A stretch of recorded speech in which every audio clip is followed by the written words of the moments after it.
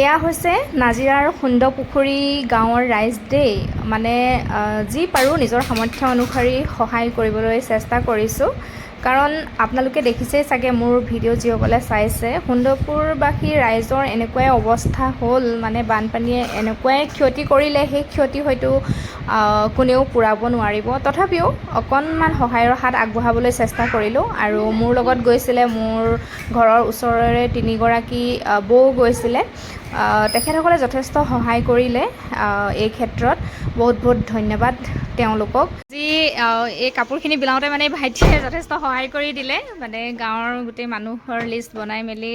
তাকে ধন্যবাদ দেই ভাইটি।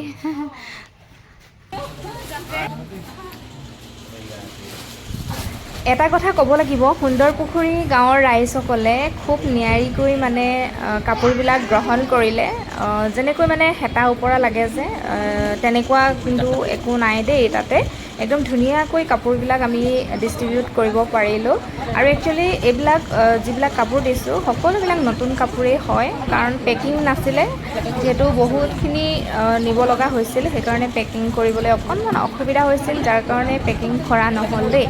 আৰু এটা কথা কওঁ, একচুৱেলি মই নিছিলোঁ অকল মহিলাসকলৰ কাৰণেহে কাপোৰ। যিহেতু মই মহিলাসকলৰ কাপোৰৰ লগতে জড়িত, পুৰুষসকলৰ কাপোৰৰ লগত জড়িত নহয় মোৰ বিজনেছটো। সেইটো কাৰণে মই অকল মহিলাসকলকহে দিব পাৰিলোঁ। পুৰুষসকলৰ পৰা ক্ষমা বিচাৰিছোঁ দেই। আৰু সেয়াই আৰু সঁচাকৈ মানে কি ক'ম, এইকণ যিকণ সহায়ৰ হাত আগবঢ়াইছোঁ সেইকণে তেওঁলোকক মই কৈছোঁৱেই, একোৱেই মানে পূৰাব নোৱাৰে। মানে যি ক্ষতি হ'ল সেয়া হয়তো কোনোদিনে পূৰ নহ'ব তেওঁলোকৰ।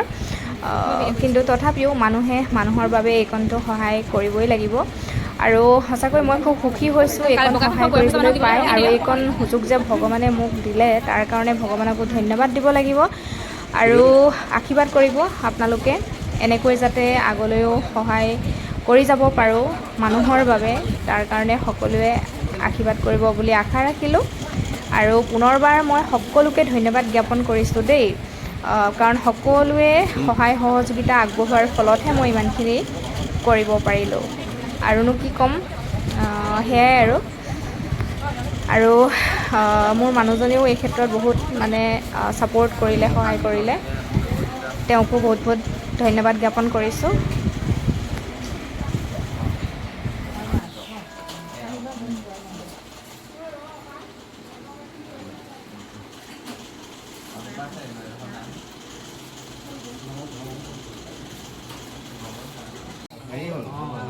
মাতি দিয়া হ'লে ভাল আছিলে।